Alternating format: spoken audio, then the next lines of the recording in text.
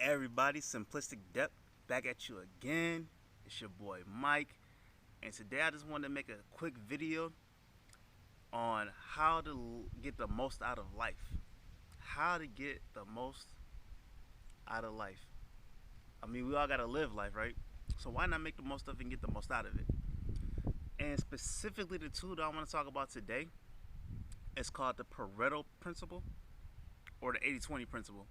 80-20 principle is just a general rule. It's not a hard, calculated, steadfast rule or like something that never changes. It's just a general rule of thumb, but it's a really good one. Okay.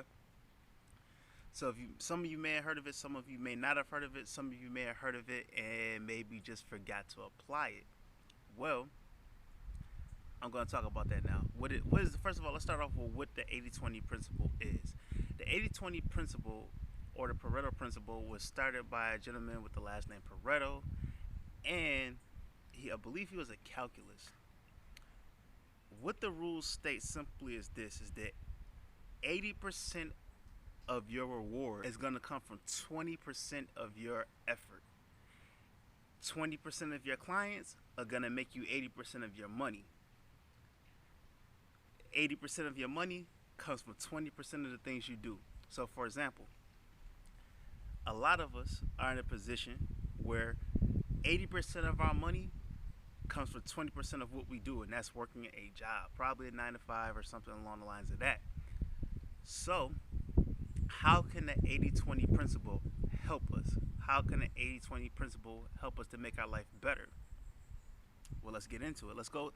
I'm going to just go through a couple just various examples, and you apply it to whatever it is that you are looking to grow or looking to get better at or looking to mature in, for lack of better terms.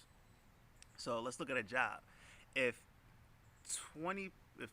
that job is 80% of your money, right? Most of your money comes from that job, right?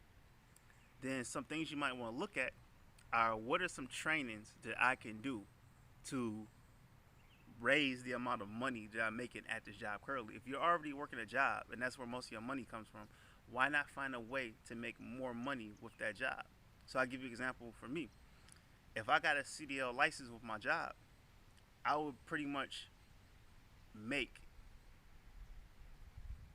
about 50% more money with a CDL, getting a CDL driver's license, right? So that for me would be an 80-20 thing. If my job is making me a good portion of the money that I'm making, and I'm already going to be working that same amount of hours regardless, why not get paid more for that time? That's one aspect of the 80-20 rule. Okay. If, for example, you know that, let's say you want to work on your exercise, you want to do better at push-ups, right? Okay, if you know that 20% of a push-up, right, is going to give you 80% of your strength. So when you're flat on the ground and you're pushing up, right, like that when you're flat on the ground and you push up about that much, right, you know that's going to give you most of your strength. So what you want to do is do push-ups, right, where you're flat on the ground and you go up this high, you go back down, you go up this high, you go back down, you go up this high, you go back down. You're just almost doing like small little pulses, because that's going to build up the weakest part of that movement, which will in theory allow you to do more reps of push-ups. So many things, man. If you know that, like, when you meditate, you have a clearer frame of mind, right? Then what you want to do is schedule time every day so that you can meditate, so that you can be more productive throughout the day. That's what the 80-20 principle is. It's like, whatever you're good at or whatever is giving you growth, implement more of it into your life.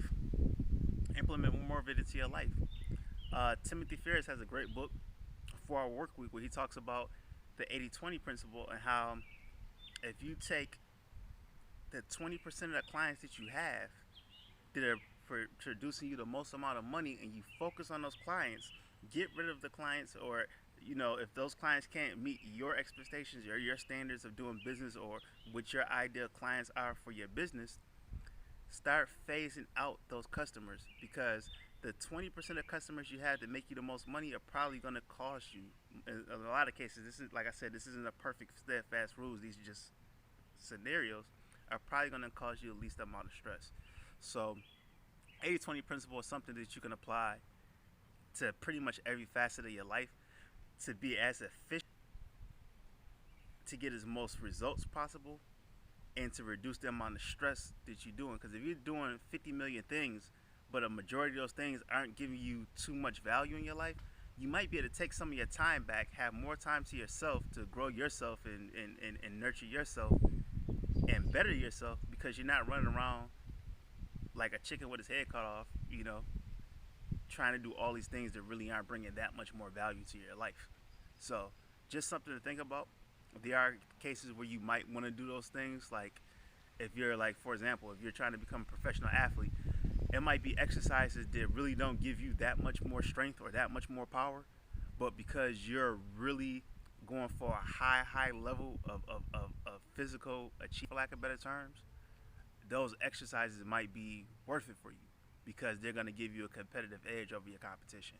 So just, I know I'm kind of going all over the place in this video, but just remember this. This is a key takeaway. 80% of what you're doing, or 80% of what you're achieving in life in a good, positive fashion, or it could be also negative things, are coming from 20% of the activities you're doing.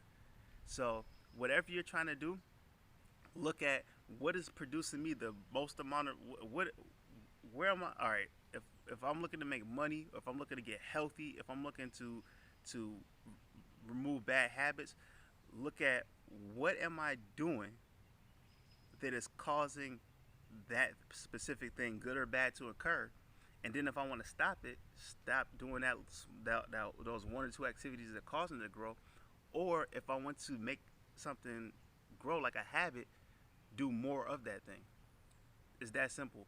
A handful of things we do are producing us the results that we're getting in life. So, hope that helped.